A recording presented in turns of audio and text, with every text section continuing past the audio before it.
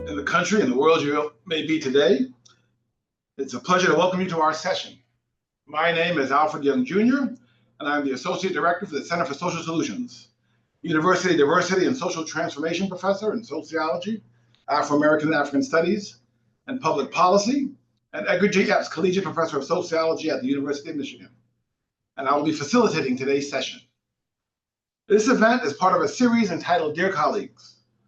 This series is an opportunity for us to come together and gain a deeper understanding of the historical and current higher education efforts in advancing diversity, equity, and inclusion, acquire the tools to interpret our current climate, and build the skills and courage to collectively resist and reaffirm our commitment to diversity, equity, and inclusion in higher education. Despite years of compelling evidence demonstrating the transformation of educational benefits of supporting diverse and inclusive communities, higher education is under attack, as I believe we all know. This moment requires us as higher education faculty, staff, and administrative leaders to model engagement around the tensions facing our divided campuses in society, with greater emphasis while embracing discomfort. The series, and especially our conversation today, is intended to serve that objective. I want to acknowledge and thank the co-sponsors for today's event: the University of Michigan Center for Social Solutions, its National Center for Institutional Diversity, and the Michigan Program for Advancing Cultural Transformation. They've played a critical role in making this opportunity come together today. For this session, I'm pleased to welcome President Michael Roth from Wesleyan University. Michael Roth became the 16th president of Wesleyan University in 2007. A Wesleyan alumnus, he enrolled there in the fall of 1975 and designed a special major in history and psychological theory, completing his studies by writing a thesis entitled Freud and Revolution, which began the exploration that would become his first book and the basis of a Library of Congress exhibition. He completed his undergraduate studies at Wesleyan in 3 years, graduating with university honors, summa cum laude, and Phi Beta Kappa, and went on to earn his doctorate in history at Princeton University in 1984. Prior to serving at Wesleyan, Michael Roth was president of the California College of the Arts from 2000 to 2007. He also served the Getty Research Institute in Los Angeles, Claremont Graduate University, and Scripps College, where he was the founding director of the Scripps College Humanities Institute. As president of Wesleyan, he has overseen the launch of several academic programs, as well as new interdisciplinary colleges, emphasizing research and cohort building in the areas of the environment, film, East Asian studies, integrative sciences, and design and engineering. Under his leadership, Wesleyan has its most ambitious fundraising campaign in its history, raising more than $482 million, primarily for financial aid. As an intellectual historian, Michael Roth has published several books centering on how people make sense of the past. Since returning to Wesleyan as president, he has published 3 books, all with Yale University Press, bearing on liberal education, the most recent being The Student, A Short History. A second book, Beyond the University, Why Liberal Education Matters, was recognized with the Association of American Colleges and Universities Frederick W. Ness Award for a book that best illuminates the goals and practices of a contemporary liberal education. Roth's 2019 book, Safe Enough Spaces, A Pragmatic Approach to Inclusion, Free Speech, and Political Correctness, addresses some of the most contentious issues in American higher education, including affirmative action, safe spaces, and questions of free speech. He has published essays and book reviews in the Los Angeles Times, the New York Times, the San Francisco Chronicle, the Washington Post, the Chronicle of Higher Education, and other venues. And despite contributing his talent in so many ways, he continues to teach undergraduate courses at Wesleyan and online, doing so every semester. President Roth, it's a pleasure to have you in our space today. I'm looking forward to the conversation. Thanks very much. Good to be with you, Al. But first, as I've said, you've been president of Wesleyan since 2007. Can you share with us why you sought to become a university president at that time, and how have things changed since that time? Well, I was a reluctant university president. As a faculty member, I was felt duty bound to disagree with anything the president said. That was I was one of those kind of young professors. And when I was working at the Getty Center running really a think tank for them, I received a call from a search firm asking me about being president at California College of Arts and Crafts, as it was called then. And I thought it was very amusing because I didn't know the first thing about being a president. At the Getty, my job was to give money away. Everybody was very happy when they got the money. and and so I went home and told my wife that this bizarre thing happened, and I thought they had the wrong Michael Roth, and she said, she was teaching at UCLA at the time. She said, "Well, how do you know you don't want to be a president?" And I said, "Well, I don't know anything about it." And she said, "Exactly." And as it turned out, we had just had a child, and Kari didn't want our Sophie to grow up in LA, and so I called the search firm back and said, "Okay, I'll talk to you about CCAC." I knew the school because my Wesleyan girlfriend went there one summer, and so I knew the place. And I went up and interviewed. Never thought they'd offer me the job. Shockingly, they offered me the job, and I love being around artists, and so I was interested in it. But on my first day on the job at CCAC, I fainted. It was like a 19th century hysteric. I was so like worried about, well, I'm not a president. What am I going to do? And I had to run to the men's room, and I passed out in the stall. And the provost came in and looked at me on the floor, and he said, "Is there a lemon rule about being a president? And I return this guy in 48 hours?" Turned out it was a great experience. A good friend of mine, Elizabeth Minnick, said, "You've written a bunch of books. Why don't you try to build a bookcase?" And I took that attitude that I'm doing as president is helping provide the infrastructure for students and faculty and staff to do the work they do at a higher level or in a more sustainable way. And so I really took to it. I hadn't raised money before, but I don't mind asking, especially people with lots of money, to put their money to good use. And I've been fortunate that people have trusted in that and supported the work we've done. And I did that for about 7 years at CCA. We changed the name of the school. We built up, I think, the most exciting contemporary art program, certainly in the West Coast of the United States, and it was recognized as such, even well beyond that. And then one day Wesleyan called, and I thought there's no way Wesleyan would ever hire me to be president. I knew the presidents a little bit when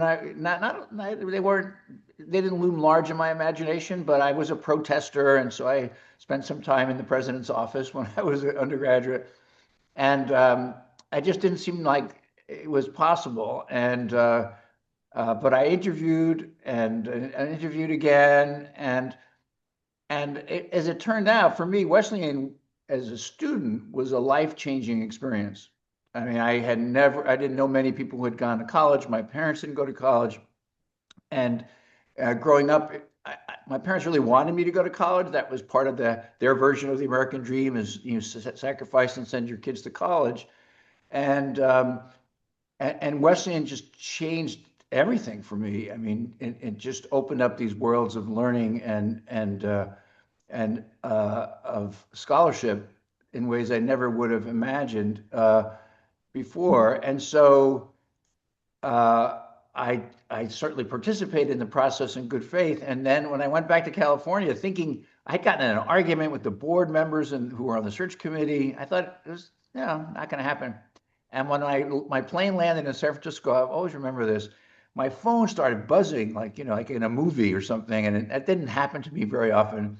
So I called my wife. I called my wife, say I've landed, and she said, they're looking for you from Wesleyan because they want to offer you the job. And I actually burst into tears on the plane because I was so. I really loved Wesleyan as not in a rah-rah way. I hadn't actually ever been to a reunion or anything, but it just changed my life so deeply. And everywhere I worked, I tried to do things that reminded me of how Wesleyan did it. And so it was and is like the job of my dreams, really. And um, although I never wanted to be a president, I love being a president. And because I think, at least at this school, because I'm able to teach, to do some writing, and then to help build those bookcases for other people to do their thing. Thank you so much for the background. And let's jump right into it and let's start out big. As you know, many Americans believe that colleges and universities are inherently leftist and indoctrinating students with particular viewpoints. Why do you think they believe this? Well, I think they believe it because they've been told again and again that that's true. It's not true, but they've been told again and again that the schools, especially the ones from which many Americans feel alienated, the very elite, highly selective schools, that these schools are brainwashing their students. There's really no evidence of this at all. The evidence that's cited is that the leftward drift of the faculty, which is real, and that there's plenty of evidence that the faculty has indoctrinated itself in a way. But there's just no evidence that the students leave the university and become having become indoctrinated into some leftist philosophy or politics. You know, especially at the elite schools that are often targeted, it seems like the dominant view, especially in the Ivy League schools, is that people want to be on Wall Street, hardly a hotbed of Maoism. So if they meant to be indoctrinate students, they're failing. But they believe it because they've been told that, because it breeds resentment and it's an effective political tool. And here's the fact that it lies behind it. They believe it because it is true that the faculty at most universities, and especially at the more selective ones, and especially in the humanities, interpretive social sciences, have become more uniformly left of center than they were 25, 35 years ago. And so that doesn't mean they're indoctrinating the students, but it does mean that the culture of faculty politics, if I could put it that way, has become much more, much narrower, much more centered on the left side of the political spectrum. And there are lots of reasons for that. I remember talking to a conservative person I was trying to recruit to the board years and years ago here at Wesleyan, and he asked me that question: why do you have so many leftists on the faculty? And I said, do you know any conservatives who would spend 10 years in graduate school and take a job for $72,000 a year, which is what our entry-level position was at the time? And he was like, no, of course not. No, they wouldn't do that. And so there's some of that. That's, you know, there's some affinities with teaching and being left of center, not enormous ones, but there are also, for example, pediatricians tend to be left of center, and more so, let's say, than orthopedists in medicine. I mean, there are sometimes affinities between politics and the caring professions, let's say teaching professions. So I have argued for many years now that academia needs to be much more intentional about bringing conservatives onto the faculty to make sure conservative viewpoints are represented in the curriculum. And I have to say, I didn't think about that very much until about a dozen years ago, when this, actually the same person, Tucker Anderson is his name, he kept pointing out to me all the ways in which the things I took for granted as kind of common sense professorial things were actually filtered by my politics, which are left of center. And so I realized that and made a more of an effort to bring other voices into my own classes and to talk to my faculty colleagues about doing more of the same. And there has been real resistance against this on the part of the faculty. No one, well, usually people don't like hearing that they have implicit biases. We know that from lots of work.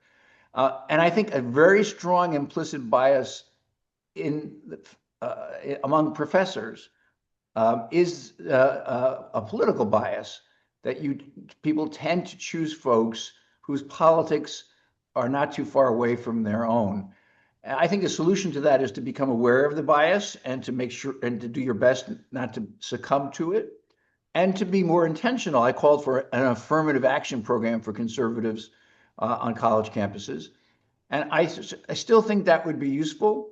I think the current administration's proposal to have ideological monitors to measure viewpoint diversity would be a disaster.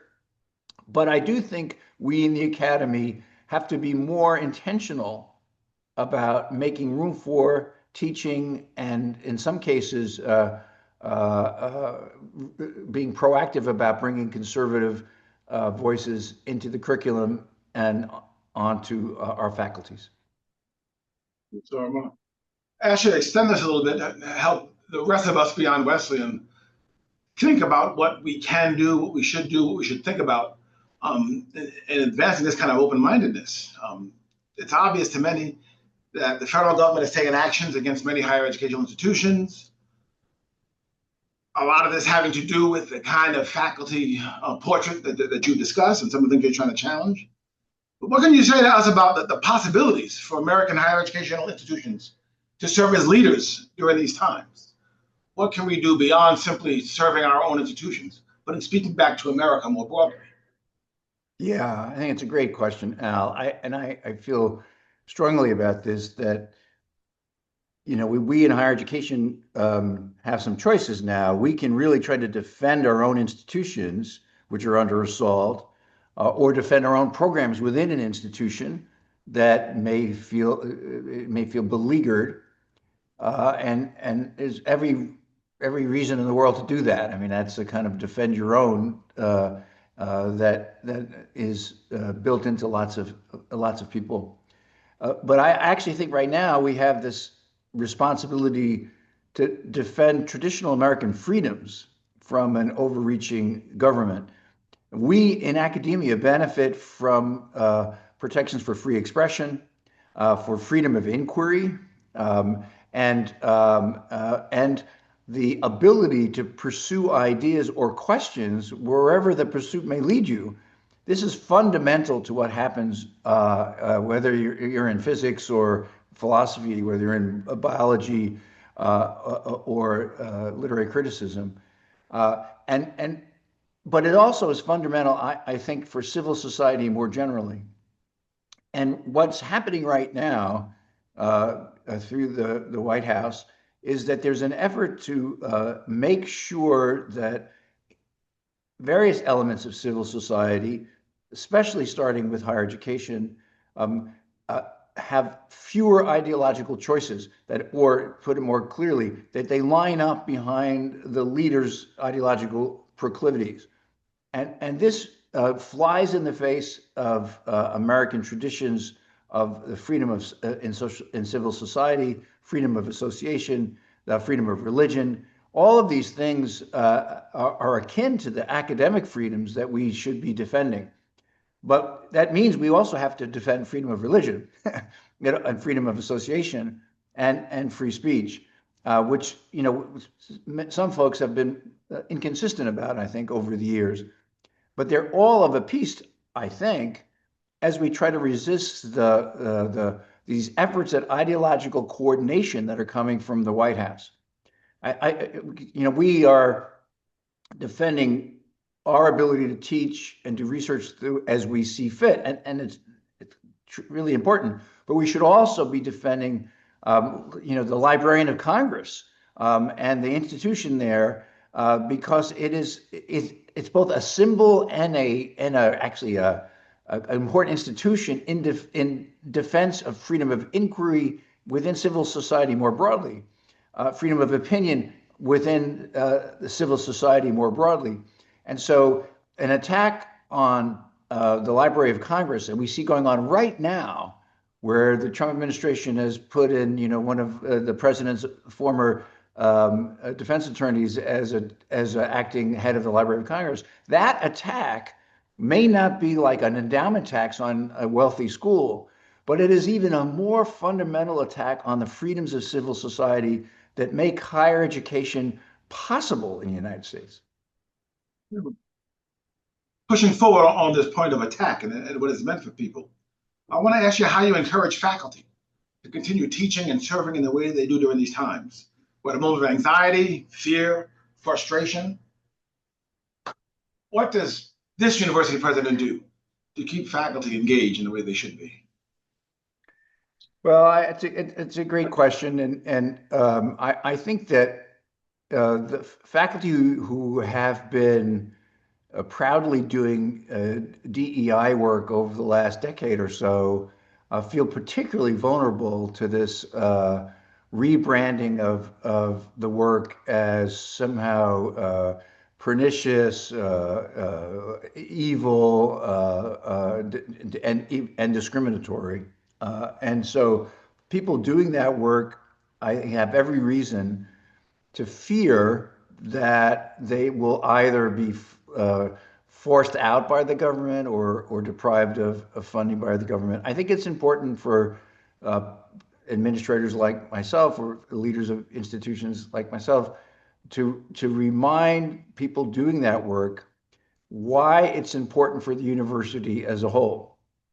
And we see this at Wesleyan, that our work around diversity, equity, inclusion has been work to ensure student success across the university, and that has meant that we have created programs so that people who are starting out in the sciences, who didn't, let's say, go to a fancy high school, have every chance to succeed in the sciences, every chance as much as someone who went to a great prep school and had been exposed to the materials before.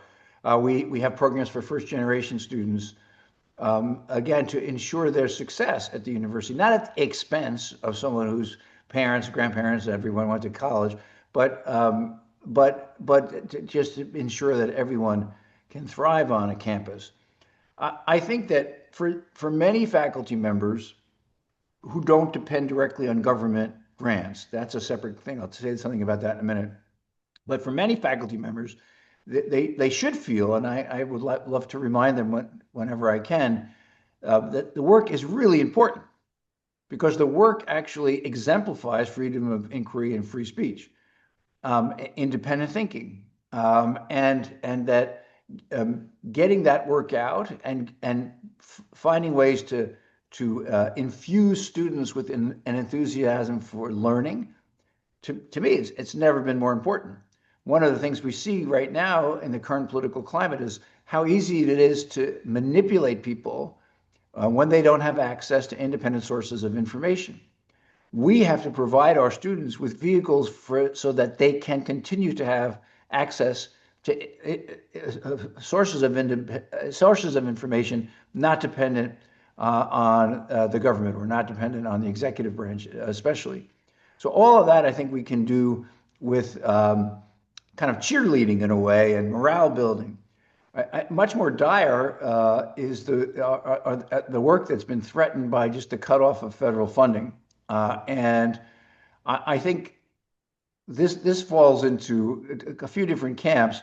I think that the effort to use science funding, especially, as a pain point to make institutions ideologically line up behind the president, we should just call it out for what it is. That it is a authoritarian tactic to use leverage against institutions of learning and research in order to ensure ideological conformity. And I still am optimistic enough to think that most Americans will reject that.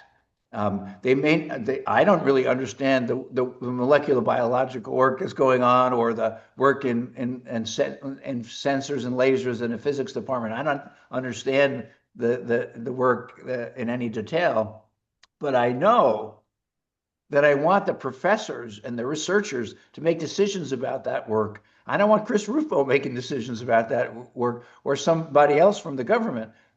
The grants that had been awarded over the last several years, as everyone on this call probably knows, were awarded competitively. You got an investment from the government because your project was deemed worthier than the ones that didn't get the support. And we have to remind people that those investments in research enable the United States to have a more vibrant culture, to have a more innovative economy, and to have a stronger defense. And to compromise all those things in order to ensure ideological conformity, either under the guise of anti-Semitism or anti-DEI work, I mean that is shameful, and I think it should be called out. There are things that we have to do differently because the Trump regime is in power because they won the elections. And there are things I do think we have to do differently. I'll give you an example. The new administration has every right to interpret civil rights statutes and other laws in ways that are different from the way Biden or Obama interpreted them. Under the Obama-Biden administration years ago, and continued under President Biden, the Title IX rules around sexual assault and hearings for those accused of being perpetrators of assault, those rules were set because of the ideological agenda of the Obama-Biden administration. I agreed with that agenda myself. I thought that it actually made an important contribution to protecting people from sexual assault on campuses. But that was because they had won the election, they got to interpret the rules in particular ways. I do think, and I'm not happy about this, but I do have concluded that the Trump administration can say, listen, we think anti-discrimination means colorblindness. That's the way we're interpreting this. And it doesn't seem to me overreach. I think it's a mistake because I don't agree with the ideology behind it. But the last, is it a decade of work, of anti-racist work, which rejected colorblindness, that I think the administration can legitimately say, we're not going to support that work anymore. And at Wesleyan, we are following the law in that regard. I'll just give you one quick example, which I find annoying, but I think I should do it anyway. We ran a program called Girls in Sports, another one called Girls in Science. This is for kids in town, girls who don't have as much access to organized sports as lots of boys do. Somebody filed a civil rights complaint against us that we had a girls in sports that was discriminating against boys. I wanted to just put mostly in parentheses girls in sports, but my general counsel said that was not necessary. We could just call it kids in sports, and so that's what we've done. And I think there may be other things like that where you make sure you're providing programs that help everyone succeed and do not filter things by race or gender. Again, this is not the way I would do it if I had won the election or if I was in charge, but I do think that is not overreach. That is within the bounds of what presidents have done in the past. I think this effort to use anti-Semitism or anti-DEI work as a cudgel to bring the entire university to heel, I think that's a massive overreach and a terrible mistake. You said a lot. Well, you said a lot throughout the conversation, certainly in the last response about conservatism, conservative views, on what you try to do at Wesleyan to bring conservative voices into the conversation.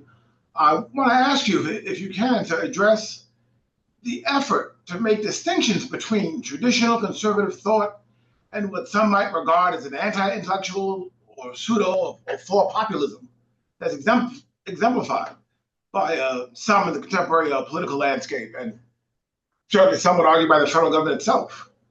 How might you think about distinguishing the two such that there's a more balanced conversation in American higher education, such that there's a more balanced learning experience for our students? Yeah, it's a great question. I have this conversation with my colleagues here. They'll when I say I want to have more conservative voices, they say, "Oh, you want to bring in, name some overtly racist person or overtly sexist person," and that's not what I mean. I do think there are traditions of thought that are coherent and have a claim on our attention that should be part of our discussions. And this is always a judgment call, right? In other words, if I were a free speech absolutist, I could say, "Oh, you have to invite some Nazis or something," but I'm not. I think that you're always curating a conversation, and when we've been, and then when people on the left have had power, the curating of the conversation has I think narrowed too much to exclude some libertarian and religious and traditional conservative voices. And I have had debates with or arguments, I guess is more accurate, with colleagues and students who say, "Well, you want me to talk to someone who denies my humanity?" To say because that person has a different view of trans participation in sports than they do. And I understand that it's hard to talk about some issues in ways that don't undermine one's own sense of identity. But the fact that it's hard doesn't mean it's impossible. And I have seen it happen in productive ways. I'll give you an example. We recently had a speaker on campus, and there were some people who thought, well, she had written an article in a major publication looking at gender affirming care for young people, for children, and raised described how people have raised various issues about that care and whether what we know about long-term, or what we don't know about long-term effects of such care, without coming to a conclusion about whether the care was something that we should be continued or not. And some of my friends here on campus said, we shouldn't even have this person here because she's undermining gender affirming care for trans people, and that puts their lives in danger, and et cetera. I actually thought that this would have been a mistake, that this was someone who was looking at a range of phenomena, a range of data, and with various voices in ways that everyone could learn from, whether you were supportive of that care or skeptical of that care, and that it might be challenging for some people to hear about those things, but that the payoff of productive thinking and further inquiry was worth the discomfort. And that's always it's always a judgment call. What I've argued in recent years is that the judgment call we've often made is in favor of making people feel too safe, too supported, and as a result, we've become isolated from more and more conversations going on in the country that are different from the ones going on campus, and that we need to expand our sense of a reasonable conversation to include more perspectives that come from the center right and the right. Again, that doesn't mean you bring in I wouldn't bring in someone who was going to say the Cultural Revolution was a good thing, and that you have to break some eggs to make omelets, and Stalinism was a good thing, and I wouldn't bring in a Nazi. I can imagine, I know there are other people who at least they claim they would want to engage all those folks in conversation. But I do think, and that's this notion I wrote about in that book, Safe Enough Spaces, that you want an environment that's safe enough that you're not going to be harassed or intimidated by your fellow classmates or your teacher, but you don't want to be so safe that you're not going to hear something that might be really offensive, but from which you might learn. And so I teach a course on virtue and vice of history of moral philosophy from the ancient world to the present. And when I teach Aquinas, I really try to make as strong a case as possible for the Thomistic view of the virtues, and we talk about the neo-Thomists, and we talk about contemporary Catholic conservatives and their views of the family. And I try to give those views as strong a defense as possible in the classroom, not because I'm trying to convince people to convert to Catholicism, but because I want them to see this. These are real questions and serious people have real disagreements about them. And in the end of the day, the students really don't know what I think about them. They just know that I think the issues are complex enough to warrant their further reflection. And that's quite different from inviting somebody who's just a flamethrower who just wants to annoy people, or someone who genuinely wants to exclude people from the classroom because of their race or their gender. Those people, I think, shouldn't be a platform, to use that word, at a university. So if I hear you correctly, I hear you saying that curation is a critical role. You talk about it as an act performed in the classroom and navigating the student learning experience, but an act of higher education leadership as well, and navigating access to ideas and their people. And absolutely, Al. And so, some years ago, we started a program for veterans at Wesleyan. And it was not an obvious choice for us at Wesleyan, being, has a reputation being very lefty campus. And so it seemed to me just the right thing to do, actually, to do something for a program with full scholarship support for a cohort of military veterans each year. It's not like the veterans are all conservative, far from it. But they have a very different life experience than the typical student, let's say, from New York who comes to Wesleyan. And we've also started a program on the curricular side, like that you mentioned, the College of Design and Engineering, one of these new colleges we have. For many people at Wesleyan, they were offended. How would you do something like, it's so useful, it's so vocational, it's not liberal arts. And my view as a pragmatist is that you can teach almost anything, really anything, within a liberal arts context if you teach it in regard to history and context and concept. And so for us, it made perfect sense to add design and engineering to the mix, and it brought out a different element in our students' interests. As it turned out, I learned there were many more faculty, especially in the sciences, who were interested in these fields than they had indicated before. So my job was to plant a few seeds, see who wanted to cultivate those seeds, and then find resources to add more strength in an area that was underrepresented in the curriculum. And that's a challenge because, there are people who, let's say, I'm in the German department and I don't have that many students. And so I've lost some lines over time. And I think you're starting this new program and I don't even have I need another professor in my program. That's one of the challenges of the curation, is that sometimes people don't get it. Not everybody gets what they want. And I find that it has more balance, but another person will say, well, no, you're balancing it in an inappropriate way.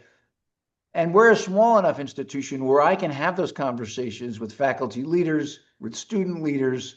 And although I have inordinate power, I suppose, to make things happen, I mean, more power than, let's say, an average faculty member, it only works if I have enough people who really want to do it and who feel like that's a positive direction for the university more generally. But the idea of the curation, I think, is a good one, because you can curate something so you have an intensification through narrowness, or you can curate something so you have more expansive education that may sacrifice some disciplinary intensity or specialization, but I hope makes up for it in the expansiveness it gives to one's intellectual furniture and the ability to use that in inquiry. Said a lot about your style of engagement, and I want to ask you to stay on that, but to turn to a slightly different direction and hear about students and student protests. What is unique about your response relative to many higher education leaders is you chose to engage the students who are actively leading, supporting, involved in some of the recent protest activities, over and against a national climate where it seemed like shutting down the protests seemed to be the order of the day. Can you say to us why you chose the approach you did and what you feel about having approached the students in the way that you did? Yeah. So you can see my office here. I have this big office, and a few years ago, a group of students ran in. Well, I had, and I, it's a small place. I know some of them from my own classes, and they said, "What are you guys doing?" They said, "We're occupying your office." I said, "Well, I have office hours tomorrow. Why don't you come back tomorrow?" And no, and they took out a piece of paper and part, and they said it was a newspaper article from when I was a student. I knew I was in trouble. And it was like, whenever it was like 30 years ago today, these students occupied the president's office, and I was one of them. So it was an anniversary occupation. They had a list of demands. We talked to them. They left the next day. Some of the demands were things we could study. Some of them we just weren't going to do. That was a turned out pretty easy. The encampment was much more challenging because the students were appalled by the war in Gaza, and they were appalled that university wasn't divesting from companies doing business with Israel, and boycotting and sanctioning Israel. I've gone on record. I wrote a piece years ago against the BDS movement, and I've also invited people from that movement to come and talk on campus because they should hear from everyone. So the protest at Wesleyan was peaceful. Some rules were broken. I mean, there are people who did write on the chalk on the walls, and they're not allowed. But they were porous. You could engage with people. No one was excluded from the encampment, and no one was barred from moving through it, unlike at many other places. We're also, as you know, in a small city, so it was really almost entirely made up of students, not people from their surrounding town or cities. So I thought it was appropriate to, as long as they did not disrupt the core activity of the university. They did not disrupt classes. They did not hamper access to buildings. They did not claim territory that no one else could use. None of those things happened, and yet they were extremely visible and during certain times of the day, loud presence on campus. There were some students who were angry that we didn't just remove them because they felt the slogans being shouted were not just anti-Israel but anti-Jewish. I talked to those students. I thought that these were anti-Israel statements, and if you're a pro-Israel person or you believe that Israel has a right to defend itself, as I do, you might be offended by those statements. Some of them I was offended by, but you don't have a right not to be offended. So I think the size here helped a lot. I was able to talk with them. I mean, I did walk through the encampment, and somebody called me a murderer. I wasn't like all peaches and cream, but then someone else wrote me immediately and apologized that happened. And the guy who wrote me was in the encampment, and he was an Israeli. So, it was very interesting, actually. And I could say it that way because they did not make it impossible for anyone else to go to class, to have their education. And so I felt that was, we should respect their right to protest.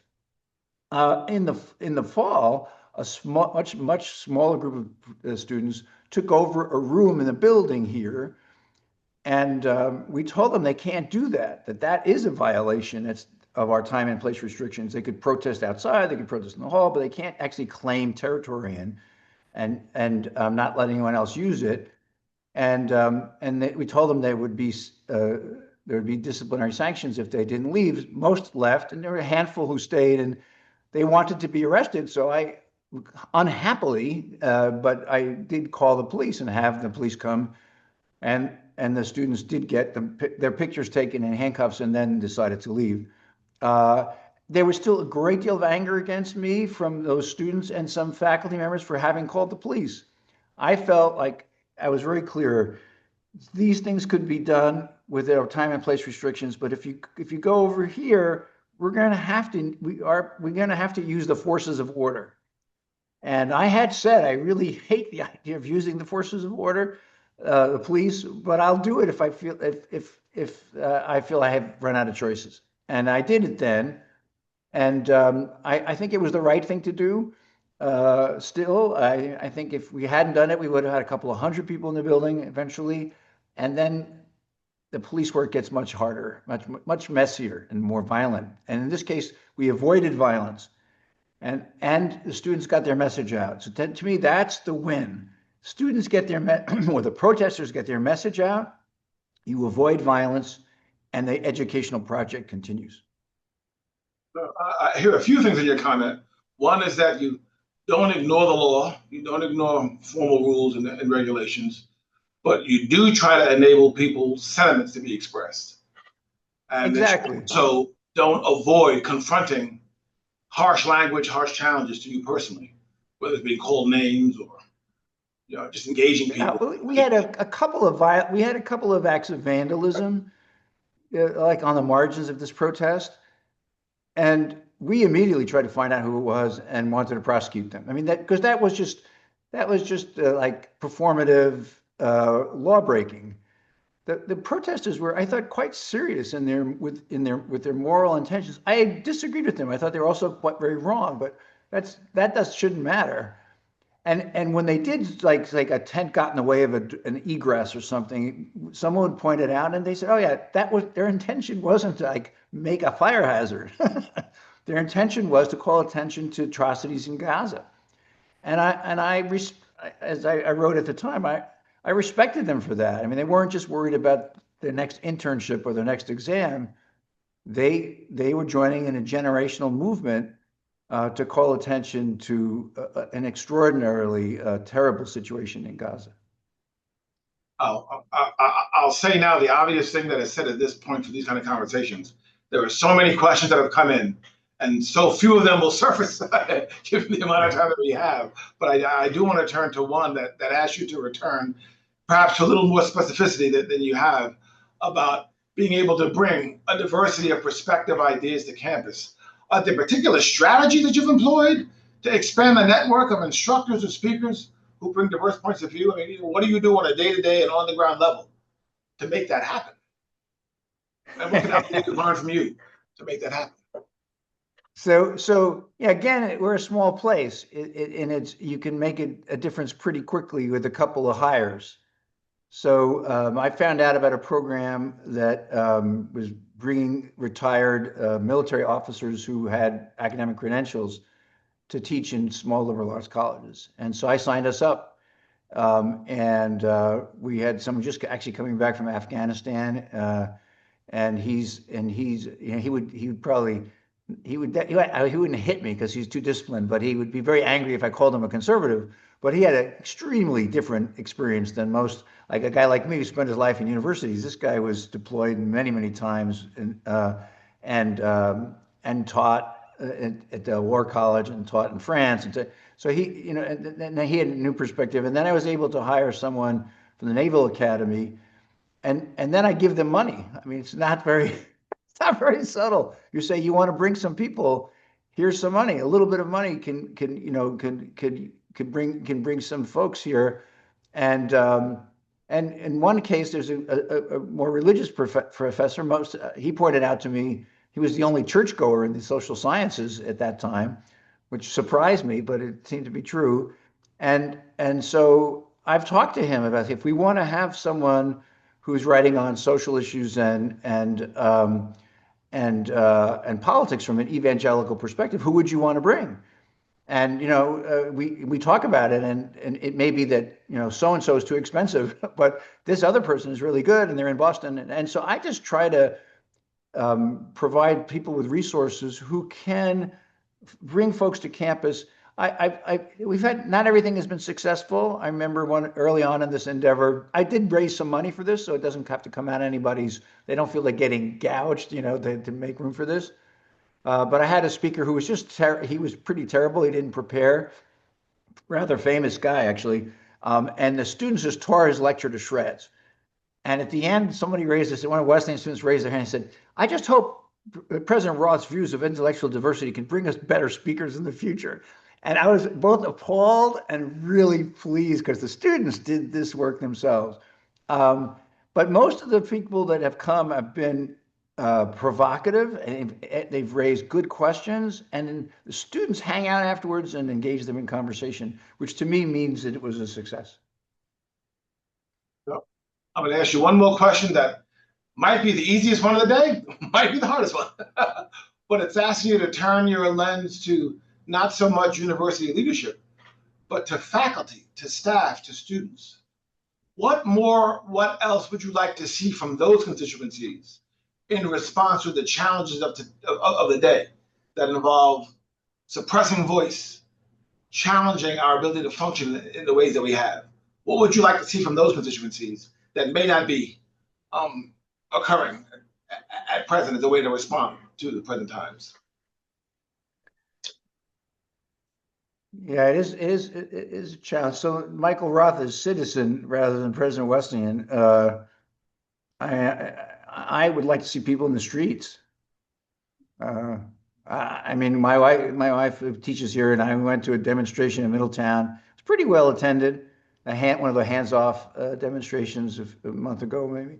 But a lot of silver-haired people, and we saw some students. For sure. We have a guy who graduated a few years ago here in our veterans program. He served in the armed forces for years. His brother was arrested at his citizenship interview and is now in ICE detention. And we give money. There's GoFundMe, and that's important. But I'd love to see students, faculty, staff just saying, you can't do this to our freedoms. You can't take our freedoms away. Because if they do take our freedoms away, it's much harder to recover them. Defend our freedoms while we have them. Make our voices clear that whether you're a liberal or a conservative, a progressive, or whatever, the freedom to speak your mind, to associate with the people you want to associate with, to love who you want to love. These are freedoms you will not let them take away. And I hope folks find a way to make their voices heard. So you're actually calling for, not simply waiting or watching or encouraging institutional leadership to respond, but for people in their various camps to be more engaged. College presidents have never led a social movement in the United States. Students have. And so I speak up in hopes that students will think that clicking on something on social media is not enough, that they'll have to defend their freedoms or they'll be taken away. So the final question, very direct one. How do you sustain yourself, particularly because you've been perceived, perhaps you imagine yourself as one of the very few institutional leaders expressing the sentiments that you've expressed and challenging the way that you've challenged? What enables you to keep going? I'm scared to death. No, it's fear. I feel like I should be doing more. We should all be doing more. I do really worry that this authoritarianism can get much, much worse, and that the persecution of people will be intensified. It's already so horrible for the immigrant community and the trans community, and it can get and that's horrible enough. We need to stop this from getting worse. So I sustain myself with anxiety and fear, and then I do play in a rock and roll band on Tuesday nights, and I try to have some fun with my in my geezer rock band with friends with them, and have a great family, and they're very tolerant of my mishigas and my little anxieties about this, and I love being here at Wesleyan. It's for me the perfect place. So said sort of tongue in cheek, I acknowledge your statement that fear and anxiety should motivate agency rather than suppress it or shut it down, at least in your view. And that's one of the takeaways. If it's possible, I mean, everybody's, responds to these things differently. But if you're worried that you're not doing enough, you should do more. It's not that you should stop worrying, you should do more. Because this democracy, with all its faults, and there are many, is worth preserving and defending. Well, I want to thank you for taking time to be with us today. I know it's a very busy day for you. President Roth is leaving Middletown, Connecticut and Wesleyan today to go to New York City, where he will receive the Courage Award, the Penn Barrington Courage Award, in recognition of a steadfast defense of democratic principles and liberal academic freedoms. And so I know you've got a lot to do to get ready to be in that space and be acknowledged as you so deserve. We do appreciate that you've shared your time with us today. Apologies to the very many questions we couldn't get to, but appreciate the openness and the strong statements about what others aside from a university president can and should be doing to advance positive change in our times. I appreciate your sharing your time with us. I appreciate the audience for being with us. And I encourage audience members to please take time to fill out the post-event survey that should populate your screens at the end of our event. Thank you again, President Roth, for a very stimulating Thank you very much. Be well. Take care now.